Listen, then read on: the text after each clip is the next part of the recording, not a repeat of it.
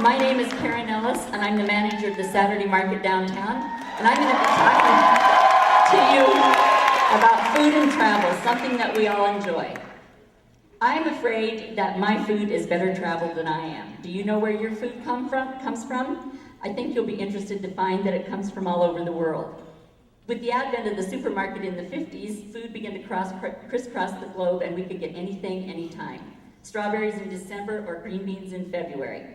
This map shows some places around the world where food is produced and sent back to us. Because food travels from around the world, it needs a variety of ways to get to us: planes, boats, trains, and trucks. 1 in 3 trucks on the road is transporting food. That is not good for the roadways, it's not good for carbon emissions, and it's not good for road safety.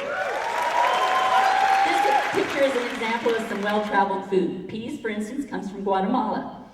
Raspberries come from Chile or Argentina or Peru. Tomatoes can come from as far away as Turkey or Israel, and pumpkins come from Mexico. 40% of fruit is produced overseas, and 9% of all meat comes from foreign countries, including Australia and New Zealand. This creates huge food safety issues. It makes us susceptible to contaminants. Our food travels on the average of 1,500 miles from where it's grown to it gets to our table. Talk about a real commute.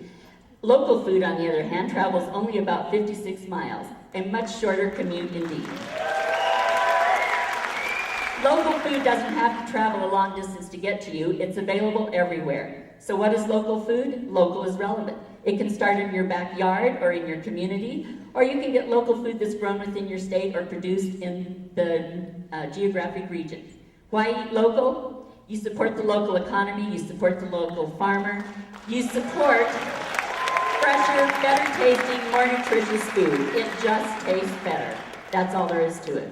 Make local food and local eating an adventure for you. It's an adventure in varieties of food that you don't normally find at the supermarket. It's an adventure in taste. It's an adventure in cooking and eating seasonally. So, how do you embark on a local food thing in Idaho? January, February, and March, in addition to carrots and winter squash, we have potatoes, apples, and onions. You can supplement your meals with a variety of locally raised foods, meats, milk, eggs, cheeses, bread, everything available year-round. In the spring, we get all of these beautiful vegetables coming into place. Raspberries, peas, salad greens, cherries, asparagus. Local food is readily available at your fingertips. How can you resist that? As the season progresses, in the summer, we have a huge bounty of local food. Blueberries, plums, apricots, cherries, summer squash, raspberries. This food is so available that there is no reason to shop food that is not locally produced. If there's an available option locally, take it. In the fall, we have pumpkins, not from Mexico. We have peaches, pears, apples, potatoes, everything you need for your fall and winter soups and stews and your winter meals. So, how do you embark on your local food adventure? In addition to Facebook and Farmville, try being a farmer yourself. Or, better yet, go out and meet a farmer who can tell you what it's like to farm in the real world. Start today eating seasonally and locally and start your big adventure. You can start by shopping at farmers markets.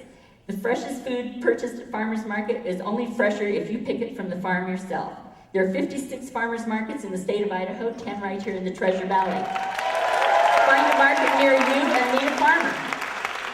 Join a CSA. That's where it's subscription agriculture. Get with a farmer, pay him a price, and all summer long he'll give you a box of the most beautiful vegetables you've ever had. A great way to learn about new foods, cooking, and eating. And you can become a farmer yourself. You can do the traditional gardening method where you grow it in your backyard or in a container. Or if you live in the city and a small space, you can have a window box garden, sort of like the Victory Gardens. If the White House can figure out how to grow local food, I'm sure we can. Learn to cook or cook more. Try new recipes and take some cooking classes. Contact the extension agency and learn how to prepare local foods by freezing and canning. Or grab your friends and start having local dinner parties.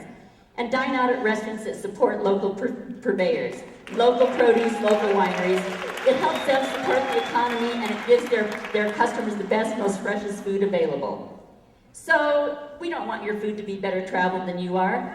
Grab your passport, pack your bags, Start eating locally and seasonally so that you can see the world and your food can stay at home. Thank you very much.